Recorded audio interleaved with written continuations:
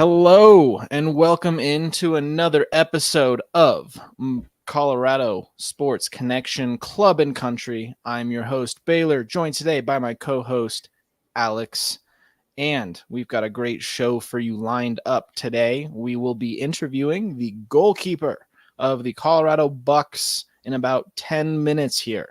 So make sure you stay tuned, repping some new gear after that most recent home game. We're stoked. We got a ton to talk about after that overtime thriller last Saturday. Alex, opening thoughts on that game while I run away and turn on my lights real quick. Honestly, that was such a fun game. We were really happy to be back in the stadium. I mean, we love that home environment. And, they had a few games on the road, so we had been kind of hyping that one up for a couple of weeks. And bam, right back in it. New team that we were playing against, Chicago Mustangs. And I don't know, man. The big takeaway from that game is we can compete. And that's the biggest thing that we want to focus on.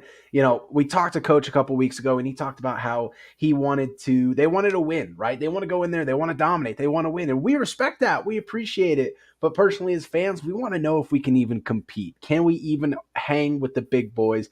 And Chicago definitely is one of those better teams in the league, and we can compete with that team. I mean, we knew that we could compete when we played Omaha. We couldn't quite get that margin down, but this was an overtime thriller against Chicago, and so we know now, absolutely we can compete, and we can smell that win coming right around the corner. Yeah, not only was that overtime thriller, Colorado led most of that game, and it really came down to a really crazy push there at the very end, and then a very short lead for Chicago before the Bucks were able to tie it back up. And what a crazy low-scoring game. We talked about this last week on the show. We talked about how Chicago plays a slower, a little bit more possession-based game, and there wasn't as many goals in their games against the Kings as there were in the games that the Bucks played against the Kings. And you could tell that they had a lot more possession and played a lot slower. And that's exactly what we saw when they came to Colorado. And the response we got was excellent. You could tell there was communication, that there was not new, but much better communication throughout the entire team. The discipline and the rotations and being patient and not getting too jumpy and not making those mistakes to give Chicago too many opportunities. And of course, what an outstanding performance by Brando. I mean, the first quarter shutout, like some of those saves that he was making, I was losing my mind over, like some of those foot saves, full dive, crazy stuff. And top to bottom, I thought the team played excellent. Absolute heartbreaker at the end there, but they should absolutely hold their heads high. They belong in this league. They are talented enough. They should win games this year. They should win games moving forward. So, like you said, man, what a confidence boost for the fans who turned out. What a great crowd Saturday night as well. Yeah, really excited to talk to Brando here in a second because he had such a great game. Really early, great saves, and it was just consistent throughout. And the biggest thing that we saw when we talk about control, the Bucks wanted to go into this game with a little bit more control, a little bit more possession. We want to be in control of the ball. That's what Coach talked about. We want to be in control, give them less opportunity to do what they want to do. We keep the ball, we keep it out of their hands, and we keep it, and we try to figure out what we want to do with it. And the biggest factor to succeeding in that was bringing Brando forward. Okay, so our goalie is up at the half line, sometimes even higher as part of that attack. We've got 6 people up there, and he ripped a shot, and that, yeah. Oh man, I thought that was going in. That was incredible. I mean, he comes in as this deep threat, right? He was sending incredible long balls from the back all game long. So accurate. On a dime, and then immediately turn into dangerous situations.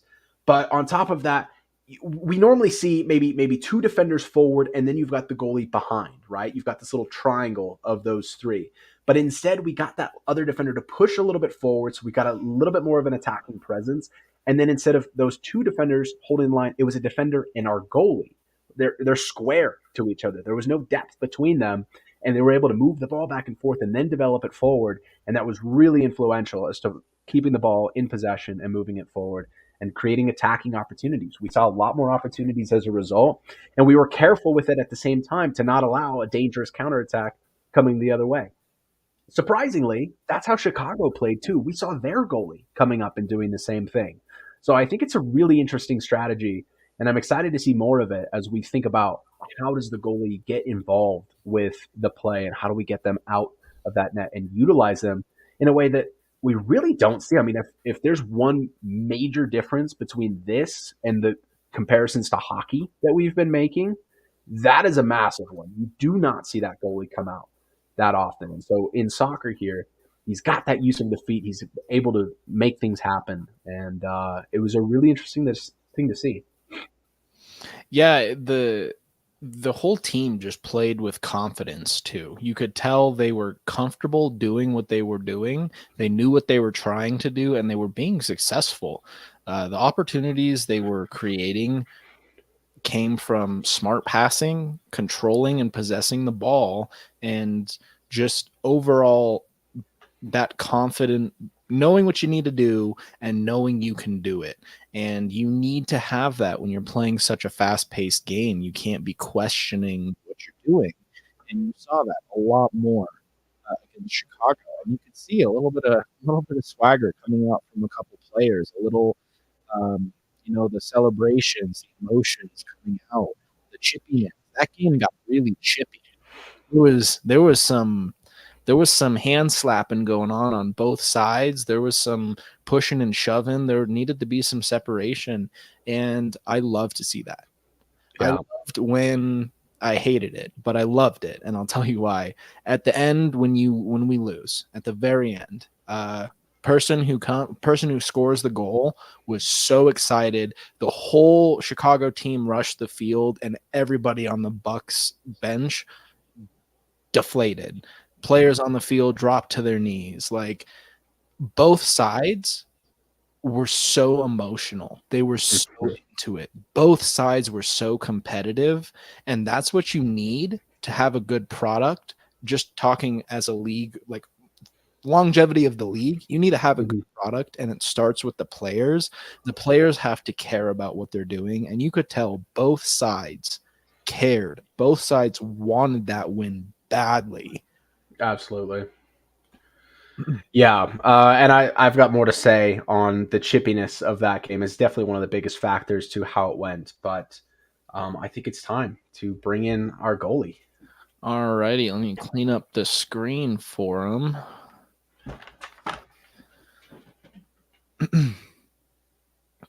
All right, let's welcome in the goalkeeper of the Colorado Bucks, Brando. Brando, welcome to the show. Thank you so much for joining us today. We're super excited to talk to you. We got quite a few questions lined up for you, and we're excited to hear you talk. I guess I'll start it out very simple, pretty straightforward. Why don't you tell us a little bit about yourself, your soccer history, and how you found yourself playing for soccer in Colorado at this level? Yeah, well, I'm gonna start by saying, really appreciate you guys having me here. It's a blessing. I'm gonna say every day for me is just a blessing. I'm a man of God, and obviously just giving thanks to you guys for giving me this opportunity. It's awesome. And a little bit about my history with soccer. I moved to the States about 12 years ago. My biggest dream was doing something better for me, doing something different for my life, and obviously school was a big part of it. I wanted to be able to study here in the States, and at the same time, I started my soccer journey really late. I played a little bit of high school, but I was able to play in the varsity team back home, back in Mexico. And then when I moved here, I started taking classes at Red Rocks Community College. So I wanted to take that path just because it was a lot, easier. They had a great program developed as far as English as second language.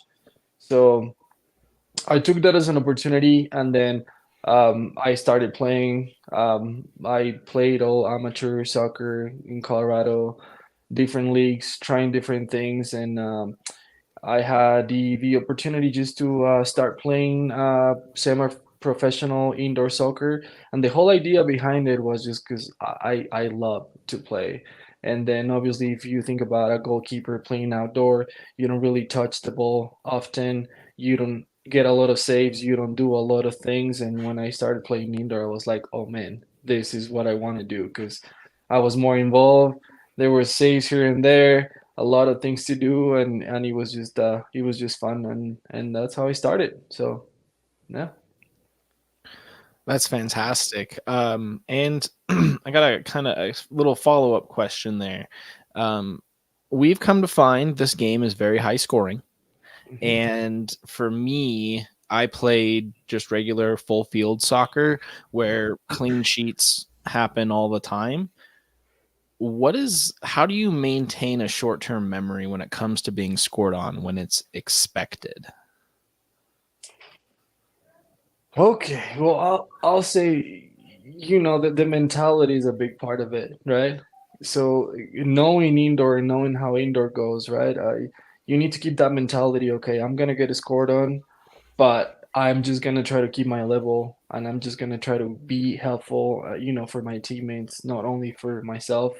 Because again, there's a lot of things, right? When you think about a goalkeeper, you are the last resource, you're the last person in there, and you're the last, of everything. And I think that's just how you got to see it, and that's how I see it every time I play. Um, I'm the last resource, and I'm gonna be here for you guys, and that's just how I see it. But I just try to keep my mental, which is a big thing, and obviously playing at this level, your mental, it's I'll say is like 90% of your game sometimes. And that's something that even myself, I've been trying to really, abdicate a lot of time into my mental game, not in my physical game, because physical is a lot, but my mental game plays a huge role into this, and obviously in this kind of high scoring games. So Yeah, I think we're seeing a lot of that applied on the field because, you know, first three games were a little bit rough. I mean, like we said, you guys can definitely compete, right? But we wanted to see what's going to come in on this second home game. What are we going to be able to do against this new team in Chicago? And you absolutely crushed it. I mean, I know the scoreline ended up not going in our favor, but you came out with a certain fire that we just hadn't quite seen yet. I mean, that first quarter shutout, and you were also, involved in those attacking plays, really on the money with some of those long balls. I mean, we were just crazy impressed with some of those that you were sending in. So, across the board for the team, some inconsistent performances, right? But because you're the goalie, that spotlight's going to be on you even more, right? And especially in a high scoring environment. So, what adjustments have you been making over the course of these four games, going into this fifth game now as the seasons go on? I'm gonna give a little bit more insights of my playing experience. That was just like what I talked about. It was just the beginning of it. After playing semi-pro indoor, I mean, I jumped into playing pro indoor, and I've been playing pro indoor for 7 years now. I started playing back in the day in 2018 for the Colorado Blizzard. Um, and then I moved on playing for the Rumble, and then I played for Quad Inferno. Even though they're in a different league, again, it's like the same idea, same Mm-hmm. concept. And just talking about a little bit about the adjustments, right? One thing that I love about being in a team is I can feed myself with different viewpoints. I'm one of those guys that likes to really try to understand like the insides of other people, how other people see different things. And talking about the team in general, again, we're a new team, right? There's a lot of players in our team that need the experience, need the exposure, not because they don't know how to play soccer, but I'm just gonna say it is a completely different game playing indoor. So you need that, you need that experience, you need that exposure.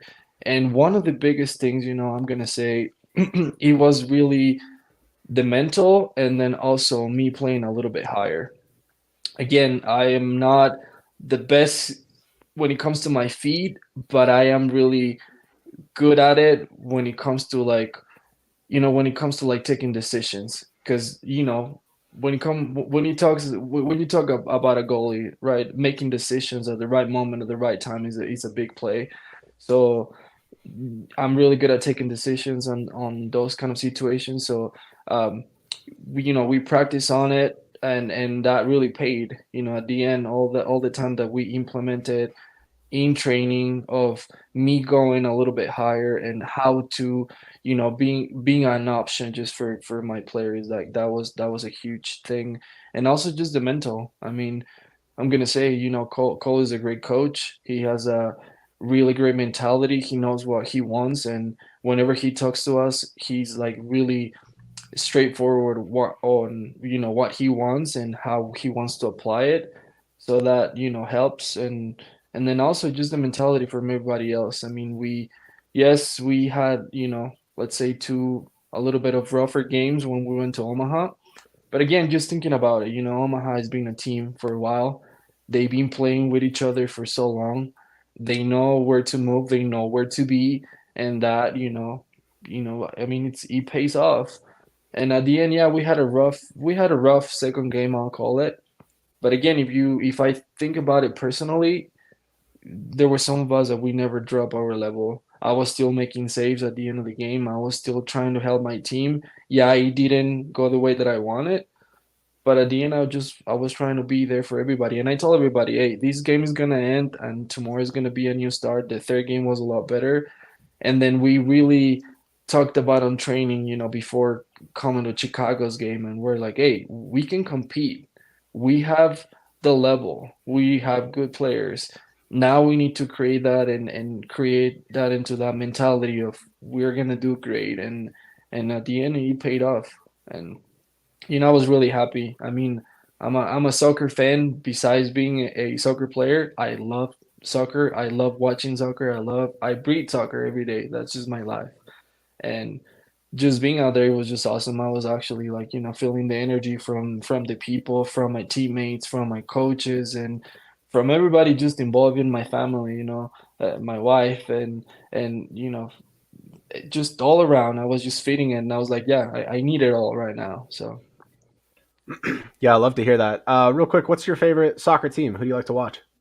I like Real Madrid, but honestly, when it comes to goalkeeping, I am gonna say that I enjoy watching Keylor Navas, and I enjoy watching um, Manuel Neuer, just because he's so great with his feet. He has that, that mentality of a captain, and I just I love that. So yeah.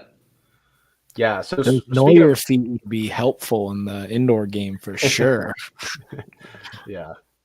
Um, so speaking of captain and having those goalies that kind of command from that spot on the field, um, even though we've talked about kind of rough games on the road, that kind of thing. Um, I don't know if you know this, but you actually lead the league in saves. Were you aware of that? Yes, I am. Yeah, and I mean it's not just a little margin too. The next guy that's got the saves has 57 fewer saves than you do. So you're still showing up. You're making these great saves, but that directly translates, and you lead with save percentage as well. Um, but that directly translates to the amount of shots that are allowed to come in at you. So taking on that kind of captain role, leading the team from the back, what are you and your teammates doing to lower that volume of shots coming your way? So one of the things that we experience, right, and just playing against Omaha and just being around the indoor game, I always tell my teammates, hey, we need to be behind the ball. If that ball is coming to our net, if it's past that half field, I need everybody to be behind the ball. And you need to understand too, in indoor, yes, you have positions, but if you need to, being a forward and you need to step on the defensive position, man, you just got to do it. and that's what I do. And I don't know if you guys noticed, but I mean, during the game, though, I was trying to do that, right? I was playing my role. At the same time, I was trying to help them whenever we were offensively, and at the same time, I was trying to cut some balls that were, hanging loose, kind of like in the third, third quarter to my goal, Mhm. kind of like being that abdicate and being that person. Um, but yeah, I mean that's what we've been working on, just being behind the ball, being there for each other. That's at the end, that's what it takes, and it's working, and we're still gonna work on it. So let me ask, on that final goal, that overtime goal that Mhm. goes in, you know, it started from a ball from you. You're trying to play it up, and it just didn't quite have the power that you had been able to do all night. And so a little unfortunate there. They come back quick in transition. You've got one defender back, so your team's struggling to get behind the ball, right? You've got one defender here that has a choice. He can come and step in front of the guy that's dribbling, and who ultimately takes the shot, or he can continue to defend the other guy. So you've got the choice. Do I defend the shot, or like if I step to him and he passes it, then it's, point blank in front of the net. What's the mindset there? I mean, whose job is what? Like, he went to go cover the shot. He didn't get a hit on it.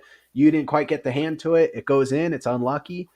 What would you guys have done differently if you could do it over? I mean, everything, like we talk, everything is about moments, right? You have split not even a second to think about how you do things. Um, Unfortunately, I think I got caught into I need to get this ball the other side. And like you mentioned, I didn't have the power. I Mm-hmm. mean, I was hitting balls. I think I hit more than 60 balls over all that game. It was insane. And at the end, I was just like, I'm gonna try to get it up there. Again, one thing that I think we struggle a little bit. It's just the transition. Talking about defensive transition, I think we have been paying a lot of goals by not transitioning back correctly when we talk about defense. Um, and honestly, I mean, I after the game, I told my teammates, I was like, that wasn't me. It's like I'm sorry. I saved what I could and I did what I could, and at the end, I need to learn from it. So one, I'm gonna say what I could have done differently. It's being a little bit more patient. There was nobody actually pushing high to kind of like being on my way. So if I could have had the ball for another, I'll say, call 2 3 seconds, it would have given me the opportunity to play either a better ball or to play it to somebody that was a little bit more open, with space. And yeah, honestly, my defender did what I asked everybody to do. So me as a goalie, I'll say somebody's coming straight at me. I want to see the shot because I have a better chance if I'm seeing it straight into me than if it passes to somebody and then I need to come back and try to make a dive. So I think defensively, my defense was like, I'm gonna cover this guy in the back post. um, he's having a clear view. I'm just gonna try to be there to see if I can beat him. But it was just too fast. And again, I'm not gonna say he. I mean, the player from Chicago had a great shot. I'm not gonna lie. Like, he was a blast. He was going in as soon as I saw the ball coming to me. I was like, oh my god! Like, yeah, it was just coming fast, and it was a good shot. So I got two little ones that kind of follow up on that. Well, you actually answered an exact question I was about to ask you. I was about to ask you, in a 2-on-1 situation, do you prefer to see the shot or prefer to leave the pass open? So yeah, you were saying split second decisions. You can't make a choice sometimes. You just have to know the right move. And it's good that you communicate with your teammates what you prefer. Like, no, cover that pass so I don't have to reposition. Let me take the shot if it's an unfortunate situation like that. And also, like, good on you for just being like, hey, I got beat. I did what I could. We were in a tough spot. A similar goal for us was that one that put them in the lead, I believe, that crazy out of midair, like, scissor kick. What's Mhm. going through your head after you see some crazy insane play? Because for us, we were mortified because we were like, oh no, that's terrible. But at the same time, as soccer fans, we were like, whoa, that what do you even do to play defense on something like that? I mean, honestly, it was a great goal. Yeah. I saw the pictures, I saw the video, and I was like, I even told the other player, I'm gonna call him my teammate because at the end we were in there, Yeah. he was playing too, and I told him I was like, hey, you had an amazing goal, and I'm not gonna lie, that was probably the best goal that I had somebody has ever scored on me. Um, at the same time, I'll say we can mitigate those kind of situations by being on that person the whole time. So one of the biggest difference between outdoor and indoor, right? With outdoor, you play a little bit more with the space, Yes. right? You have a little bit more space to cover, a little bit more space to track, a little bit more space to see what's coming. In indoor, you don't really. So I think that if we can be on that person, on that man, don't give him time, don't give him space, don't give him anything for them to do something spectacular just like how he did. Because again, I saw the pass coming, I kind of like turned to my defender and I told him, I was like, hey, get on him. By the time I turn again to see the forward, he was just already going back, and I was like, oh, stuff like that's coming to me. And then, I mean, I saw it coming. Again, I try to, you just got to try. I mean, I tried to do what I could, and I move, I dive. I didn't get close to the ball, but I was just like, okay, like we got scored, like let's move on. And yeah, it was just, that's something that we have also worked on this week, being on that person, track your man, be a pain, in that person so they can move, they can rotate, they can do anything, just be there. And that's something that I'll say my defenders and some other players we just gotta learn. And even myself, like, if I would have, what could I have done differently on that situation? Probably being a little bit closer to him, maybe being just there, because again that shot travels a little bit faster, the more distance it goes. And if I could be a little bit more closer to that person, maybe I could have had a better chance. But it was just a great goal, nothing to say on that. Yeah, Yep. absolutely. That was love hearing that mindset. And again, it's going back to what you were saying earlier. You're gonna get beat at some point, and you just gotta just say, "Hey, I did my best. I tried," and shake it off. We got more soccer to play. So you may have, especially against the Kings, you may have let up quite a few goals across those 3 games, but it hasn't been quite at the level of your next opponent. The Ohio Extreme have allowed an average of 23 goals per game. What is your team's mentality approaching this road game? So to be honest, we're gonna take it a quarter at a time, because that's the mentality that we going into every game. One thing that we do, and that's something that I've learned about soccer, about indoor playing over the years, is that every game can be just different. Doesn't matter if the opponent has won their game or has lost their game. Just an example, right? Chicago, they just came from defeating Ohio 27-0, and then they came to our house, and then we put them a show, right? Yeah. And just in that, the mindset is really, don't overestimate an opponent or don't underestimate an opponent. Play them like you were playing normal. The mentality we're going on this weekend, because we're playing tomorrow, is really give everything we can, help each other, support each other, and we're just gonna take it a quarter of the time, being smart with the ball, have composure on the ball, and I think that's gonna get us the result we want, and that's how we're gonna do it. Well, I can't wait to watch you guys tomorrow. I know Alex is excited to watch. All of the Bucks fans that were cheering loud and waiting to hear your speech for Buck of the Match after that game. We're all ready to watch you tear it up out there. We're just as hungry as you all are for that first one. You've got the whole fan base behind you. Alex, do you have any final questions? Not, no, no. Brando, I really appreciate the time. I love the insight. Learned quite a bit from you today, so really appreciate it. Yeah, And and Brando, do you have anything you want to say to the fans while we got you here?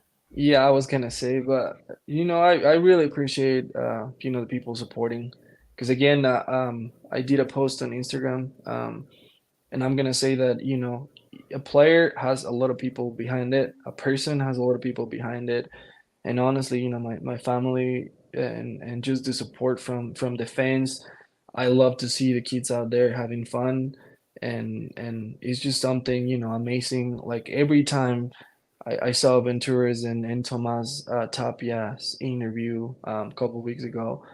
And every time I played, like I go on my knees before every game, and I'm like, "Hey, God, thank you for giving me this opportunity.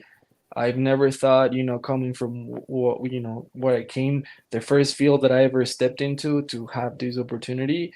I'm always like, so grateful, and obviously to have all that people, and obviously, the ownership from this team is something really special. I'm gonna say it right now. I've been in many different teams, and this ownership, experience, it's just been amazing. The way that they have helped us, they have given us, opportunities. For me, it's been a blessing. It's always an honor to represent, this right here. It's not about my number, it's about what I have in the front, and obviously representing the box, and obviously just representing my teammates too, because we have incredible players. Every time I'm in training, I'm like, God, like that, there's so many people, so many players that I can talk about that I'm like, oh my God, like they know what they're doing, they love what they're doing, and I'm like, wow, just and like you said, I'm eager to get the win. I'm so excited about tomorrow. The mentality starts from today. My wife here at home knows that I start preparing a day before, and I start doing a lot of mental things just to get ready, and I'm just really excited. But yeah, I thank the fans and thank everybody for being there for us. So, yep. Well, thank you so much, Brando. Just got a quick comment here from Matt. Happy to have you on, Brando. Let's go, Bucks. We are so Go. happy you took time out of your day to come and chat with us. We can't wait to see you more. We can't wait to talk to you more and get to know you guys and grow together. Um, little shout out for some ownership there for you, Brando. They love you just as much as we love you. Probably more. Thanks, They know guys. you even better. It's a blessing, but yeah, thank you guys for having me here. It's always great to talk about the sport that I love the most, and obviously indoors is just fun, and for the people out there ever wondering what's indoor about, it's about high scoring, high paced, a lot of fun, a lot of different things all around. But yeah, definitely something that everybody has to experience. So Well, we really appreciate Brando. Go ahead and prep for that game. Can't wait to watch you, and we'll talk to you soon, man. Okay? sounds good. Thank you guys. All Appreciate right, it. Brando. Talk to you All right, soon. we'll see you guys. Bye. Man, that was great. Yeah, These good guy. interviews, they're just so good. I I know. love it. I know. Great bunch of guys. I loved how he talked about the community and the ownership and how, it's really a different environment. I think, you and I have experienced it. I mean, we go to the Rapids games, right? And we show up and we don't know anybody around us. We don't make an effort really, but we also, there's just a ton of people there. And here with the Bucks, it's such a tight knit community. We're starting to recognize faces. We see Yeah. some of the same faces. We see the players. We're in this very close environment with them. I saw a comment here from Frank Dominguez. Watch party tomorrow night at Frank's Barbecue Trading Post. So people doing watch parties. I know Frank's a big sponsor with Frank's Barbecue. Love to see it. So I think we're really excited. I think we got a good feeling about this game in Ohio. Wish all the boys the best of luck as they go over there, and hopefully we can get that first win. Yeah. Well, you want to take a peek at some clips from the game, break it Yeah. down a little bit, get a little analytical all up in here. I do want to get a little analytical into this game because there's just so much to look at, to talk about. Really exciting stuff. So I got a couple of moments here. Pull up on the stream. There we are.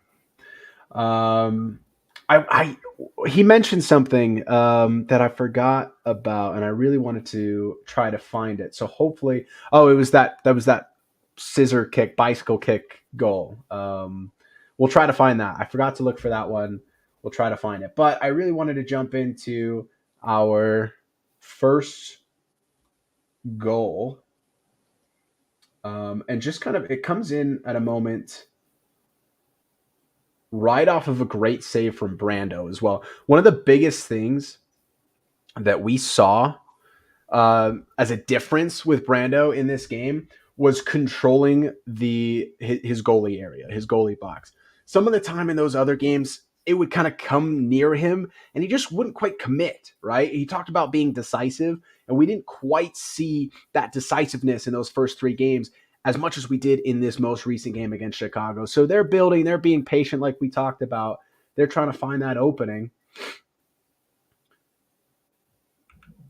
Gosh, look at how much they have to build for this. I know. Like they're patient, but also look at the defensive patience. Yeah, let me make sure I'm at the right time here. Yeah, I skipped at the exact wrong moment. All right, so here's where it comes in. Great touch inside, and shot comes in low. Huge. Great save from Brando. I mean, he covers this up so well.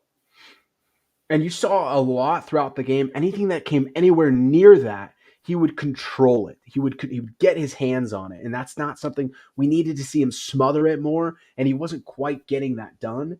And so here, like great save. It comes off the feet. That's a rebound. Can't do much about that. But phenomenal save. And then the next one comes in and it's wide, right? But he's up and he's there. He's ready to make that save. Could have been right there on the effort. Another rebound. So this is where the defense has to kind of wake up. Can't allow 3 shots in a row like that. But immediately the transition, the counterattack, this is one of our strengths. It's just coming at them. Use the wall here and bam, there's the shot. So right off the back. Yeah, there we are on the corner. Tomas pointed to us. We had just finished our interview the previous day with him. So he recognized you jumping up in the corner there, sees us, and bam. The thing that concerned me, actually, was watch his footing after this. Watch, he starts to celebrate. You see him slip there. Yeah, on the net. I saw that. Yeah. I was concerned. I was like, "Oh, dude, don't go injuring yourself." No injuries on the Sellies. And again, the passion. Look at the whole team. Look at his face, man. His passion, the whole team's energy got Brando all the way up at the center, making sure that. I mean, it's so great. Yeah, look at everybody involved. We love to see it. It was a great rebound. We talked to Tomas about that kind of sacrifice, putting your body on the line, getting in there, getting those hits, and this is our second goal. I don't know what it is, but Ventura just has an ability. That angle is unbelievable. What is that? I cannot believe this angle, how he sneaks this in from look how shallow. Behind the first defender, in front of the second. Also, can we go back? Those guys are completely in sync. Look at this, how they fall down. The 2 red defenders.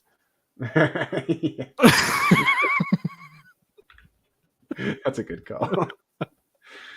Yeah, I mean, but like, I was just thread baffled between them. Impossible angle. Goalie's frustrated. He can't believe it. Ventura just knows because he's automatic. Yeah, I'd be upset too. My biggest thing, I mean, honestly, if it ain't broke, don't fix it. Right? For real. But at the same time, if I'm a goalie and I'm looking at these streams, I'm starting to recognize a pattern with Ventura. It's a big touch to the left, and then a shot comes in. You pull up any of his shootouts, and it's kind of the same thing. I would just try to be looking for a different. I mean, this one barely works. It's unbelievable how he gets it to go. And again, if it's going to keep working, great. But maybe have a different card in the back pocket. I don't know. I'm nervous about it. Every time he does it, I'm like, is he going to save it finally? And no, I mean, he keeps finding that way to get it into the back of the net. Love to see it. Massive stuff from Ventura. Baylor, what would you say the biggest? Oh my God. What a time to jump to. That wasn't even what I was looking for. I forgot about that one. That is, what do you even do about this? Like on the run, oh my God. That's disgusting. That's one of those ones where, again, you're just like, he sees the shot come off. I don't know how much he can see it with people in front of him, with how fast that's coming, but like, hats off to the shooter on this. I mean, that's coming in. That comes out of almost nowhere right here. Boom. Oh my gosh. What a shot. And that's how they had to score. Yeah. That's how they had to score. It was outside shots or just incredible plays or broken plays. Nothing was easy.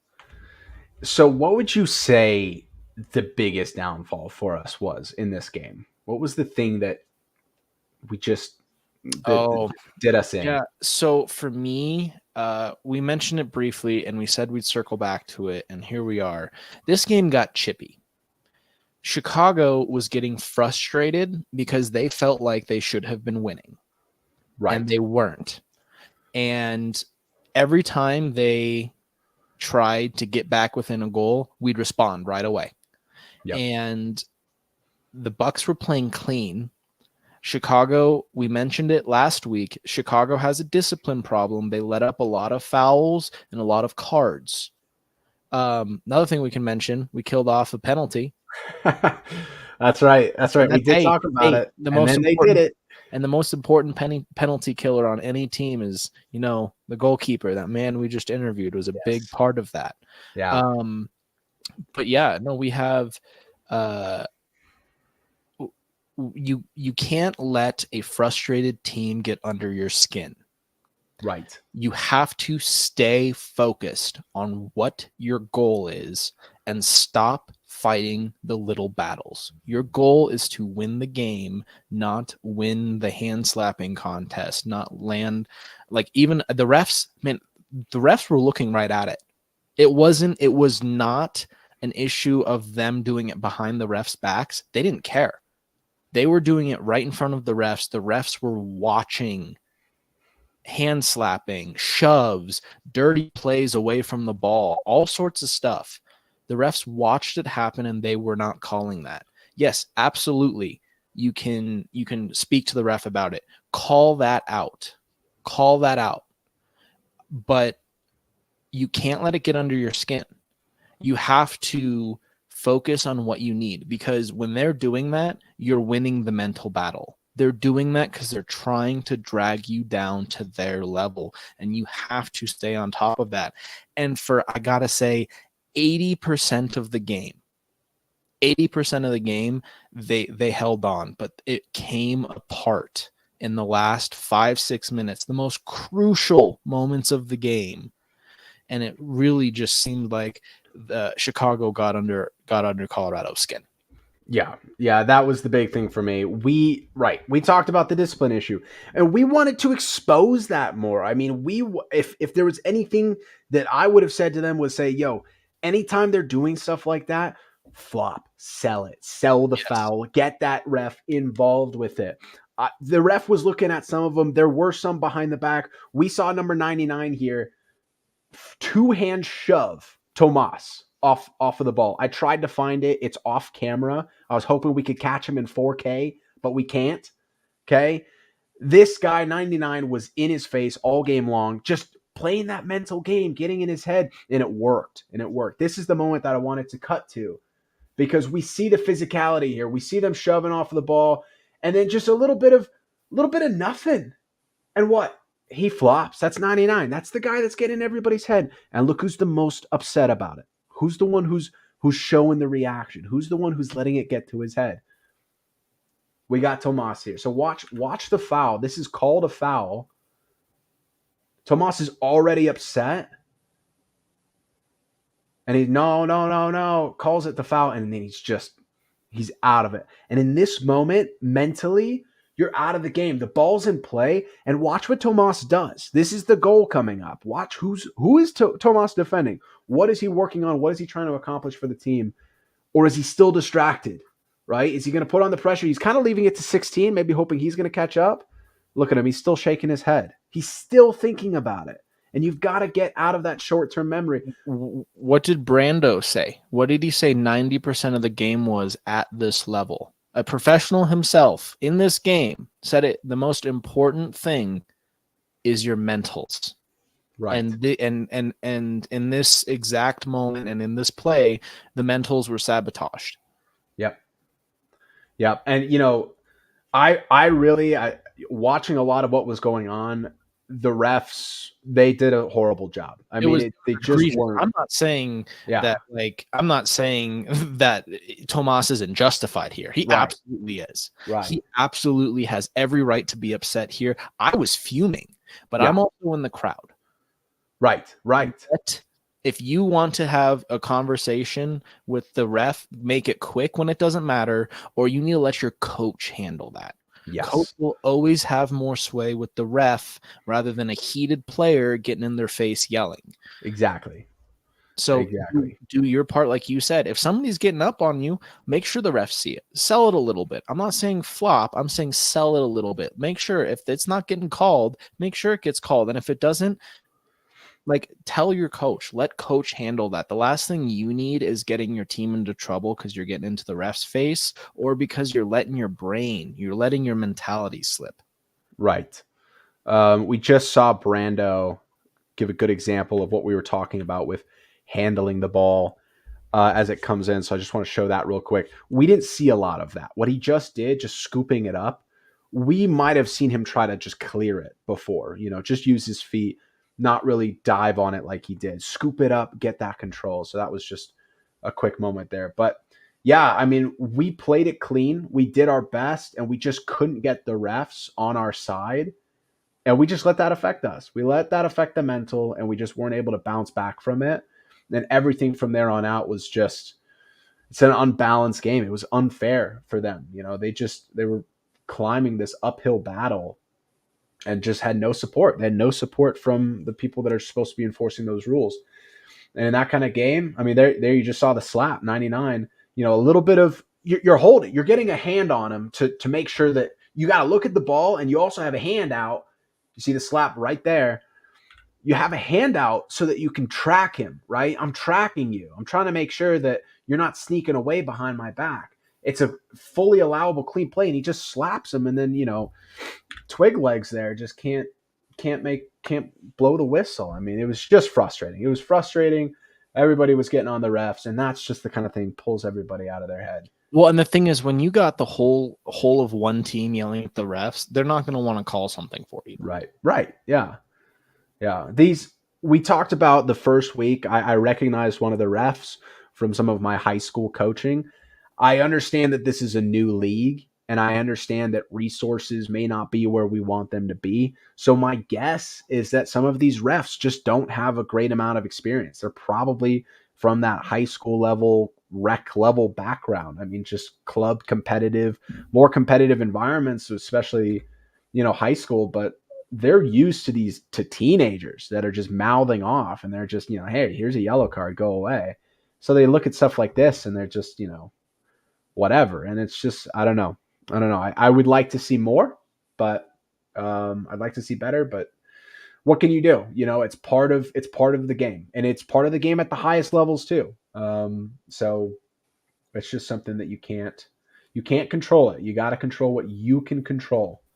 There's Frank's barbecue. Okay. Shout out to Frank. Shout out Frank. Be interested to see that watch party. I won't be able to make it, and I know you're working. So this is the overtime goal. We're in overtime. Golden goal is the one that wins it. Brando tries to send it forward, doesn't have the pace that he wants to have, and then bam, great touch here. Great shot. Number 8 wide open on the far side. I mean, this was just interesting. I mean, what do you want from your team? So foul, we get the ball. Brando's trying to set it up. He talked about nobody's pressuring him, right? He's got time. Take your time. Take your space. Draw in one of those defenders. Force them to make a choice here. Bam. He tries to send it up. He's been playing great balls all day. Just doesn't quite get it to where he wants to go. Great overlap here. Great transition. Bam. Great touch. Shot. And then we've got this defender coming across. He slides. He goes low. So does Brando. I don't know who I want doing something different here. But I think it's a lose-lose because you've committed as that defender. There he is. He was trying to guard number 8 the whole time, and now he's like, maybe I can capitalize on one of these massive touches that this guy is taking. rips the shot, and I don't know, the stance here, he goes low. Brando kind of drops with it as well. Ball goes somewhat high, and that's game.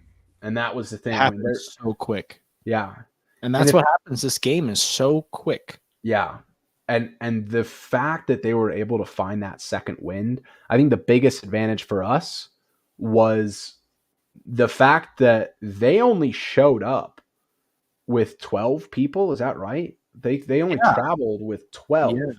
They brought 2 lines. Yeah. So they're at altitude. We should have been running them all game long. And I think we were at a certain point. But then once they start to flop and they started getting those injuries, you saw a lot in the fourth quarter and in a little bit of overtime. They would go down and they would wait and they'd have to be, escorted off. They're giving their players time to rest. That's what they're doing out there. Injured or not, he's going to say, stay down, relax, let us have some breathing time because we're gassed. And so were the Bucks. Honestly, so were the Bucks. We were tired at that point too. And if we can just learn a little bit more about, having that conditioning, exposing what we've got at altitude and using that to our advantage, that's going to be something that I think is going to make the difference in some of these longer games like this. Run them, continue to utilize the line, make them use their subs, just get them gassed. They can flop all they want, but they're going to be tired. And this is something that we can take advantage of. And we just didn't quite do that. Yeah, it was so close. I mean, you got to think about all these things. We are being hypercritical right now. Oh, yeah. We are nitpicking. This is an overtime game in which the Bucks led. And we prefaced all of this by saying we were so happy with how they played. But this is tiny nitpicking. And that's a lot of times the difference in this. Look how tight this game is, little bit different decision making on a pass, little bit different decision making on one little thing on one little play on one of the goals. And this game could be completely different. And that's why we do the little nitpicking. It's not to, we're not saying that there's it's bad, but it's important to see where things are happening so that we can all understand, how this works. We're all new to this, right? We want to see where's the breakdown? What's the disconnect? How close is this team really? From everything that we're seeing here, man, we got to dig for some of this stuff. We got to dig to find some of these critiques. And it was just, I was so impressed with this game. It stung. The last goal stung a lot. I can't even imagine how it felt to be a player on the field. But those guys need to hold their head high. That was such an incredible effort. That was such a statement game for me that said, we're here. This is a real team and we're here to make noise. And that's what you love to see as a fan. We watched, look at this. I mean, 4-2, 2-0, 4-3, 5-4. There's so many scores with Colorado leading. Mm-hmm. The adrenaline I had, the nerves, my palms were sweaty. Every single shot, I was like, and then every huge save, I'm like, huge sigh of relief. I'm banging the glass. I'm like, Brando, let's go. You got this. Oh, man. It was a whole different atmosphere, and that's when it hit me. I'm like, we can compete. We're competing exactly right now, and it's not just this is fun. Look at this new team. No, this is I want this win because I know it's possible. Right, and that is the start to any passionate fan, is knowing that it's possible. Yeah, no, I absolutely agree. I mean, we talked about how great a lot of those individual performances were. It was a great team effort as well. We really saw a lot of positives to take away.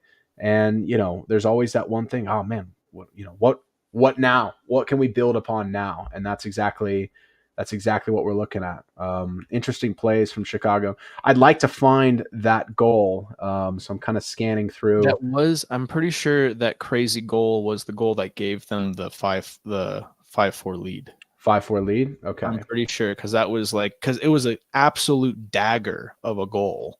Yeah. Late in the game gives them the first lead of the game, I believe. They hadn't led all game. That was their first lead. It was a dagger, and it took everything I could because it was such a stunning play. I was like, what do you even do against that? See if we can pull that up. But no, I mean, I'm excited on a whole new level. Like, I've been excited. I've been enjoying this, but actually getting that taste, I could taste it. I know the players could. You could tell they could. And that taste, that's how you get hungry. And that's what this team needs. They're playing with confidence. They're playing a lot more patient. They're playing smart.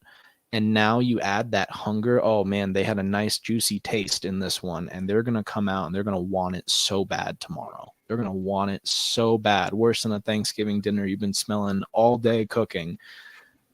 And I can't wait. I can't wait to watch their reaction. I can't wait to talk to them about how it feels to when they get there. That is, obviously, I don't know. I'm not saying this weekend. I'm saying when that time comes. Yep. I want that emotion of that passion of, hey, we've taken that first step, and now we're gonna take the next one and the next one, and we're gonna get to the top of that mountain. And where are we at here? We're almost there. We're building up. I think right there. That's it. Woo! I don't even know. What do you do? What a ball. What a ball comes in. The service is incredible. He lands on his feet somehow. Yeah. I don't. Does he do just a full backflip?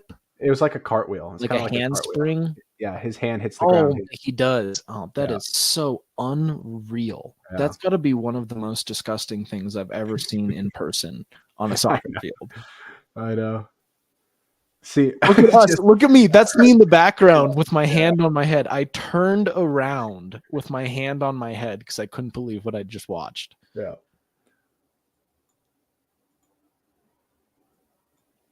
Yeah, that's you. That's me. I looked down. I was just like, oh God, oh boy. Like we didn't even react. Like nothing like bad. Like it was like, oh my God, guys, what are we doing? Like, I mean, we don't react like that anyway. What do you do? But like we're just like, whew, like I don't know what to say about that. But that's what that is. That's an excellent display of the talent required to play this indoor game. Right. That came out of nowhere. Right. That was just like somebody whipped that out of their back pocket. Like it's like an alley-oop, like with your eyes closed. I don't even know. Yeah, it was. And here's the tying goal that forced overtime. What a huge response, though. Yeah. I mean, we were in their face. Like this was a goal coming. We were immediately answering shot after shot. Before that, Ventura rang one off the top. Yeah. So the biggest thing for me was how much fun the game was. I mean, we love to see wins, right? It was negative degrees, by the way. All those people traveled. This was the only thing. I was off Saturday, Sunday, Monday from work. The only thing I left my house for was this game. Yeah. And everyone else there too. I guarantee same thing. I can't believe how many people showed up given a negative degree temperature outside. Yeah. And man, did I love every second. Not a single ounce of regret. It was so fantastic, so fun. Yeah, absolutely love the game. We want to see competitive soccer. I mean, win or lose, if it's a close game, you can't complain. You just can't complain. No, we're fans of the game at the heart. And if you give us good product, we'll stand right behind you, win or lose. All right, looks like we got one more goal from Chicago. Just want to see how this one went down. Yeah, just kind of unlucky bounce. Nobody there to clean up the rebound. Brando hung out on his own. It's Tomas's man. Tomas is kind of ball watching here. I mean, we got a solid 15, 20 seconds. Hang on. He just looked. Let me try to count how long we're at. and again, just little things, nothing overall, great performances from everybody. Did I miss it? Did he look? Yeah, no, he looked already. Okay, I missed it. It was, And then, it was 10 seconds. Yeah, he just goes. And you can see Brando right away. He recognizes that too, because how do you think Brando feels here? He's focused on the play and trusting his team has his back. He turns his back and sees nothing but a wide open look coming right in his face with no time to get set. Yeah, I mean, and that's again, that's captaining from the back. I know Brando's not is he a captain? No. I don't think he's a captain, no. No, it's number 2 and 16, I believe. But it doesn't matter if your keeper in any soccer game is a captain. They have a leadership responsibility of like, hey, I need you to be there in that scenario. That's important communication right there, and that's huge. And I'll tell you what, I bet you next time Tomas is in that situation, he'll step to that person and make sure he's there next time. Yeah, this is right off of halftime. So maybe he's a little asleep at the wheel. I mean, he's scanning there. He's got the look. And there's right there. That's it. That's all it was, and was at 43. It was a difference of like 8 seconds, and that's all it takes. That's a lot of time for a player to move. He doesn't check. He has no idea where that player is until he's sprinting full on past him, and it's just too late. It's too late for everyone. I mean, can't expect everything. But again, phenomenal game. Such a good game. Yeah. You got to take positives out of this. And we are at our hour mark. So that is going to be it for our stream today. We have, let me pull this up real quick. I'm going to pop this off the screen. You good with that? Yeah. I'm just gonna pop this off the screen. I'm gonna throw this back up here. I'm gonna get the game time going. So tomorrow at 5 p.m. you can watch it on your own at MLISpro.com. It'll be that stream that we were just showing you guys from. Frank Dominguez, go ahead and give him another shout out. Watch party tomorrow night at Frank's Barbecue Trading Post. There was another comment in there with the menu. That's what's on tap for that. Make sure you go support the Bucks. Make sure you go support Frank. Good food, good time, and we cannot wait for tomorrow. We can't wait to continue to grow this relationship with the community and the team. I hope we're doing our best to facilitate a relationship between the community and this team. So we're happy for every single one of you who stopped in here with us tonight, and we look forward to talking to you about tomorrow's game next week. And with that, that's going to be the end of our show. Thank you, guys. We'll see you guys on the next one.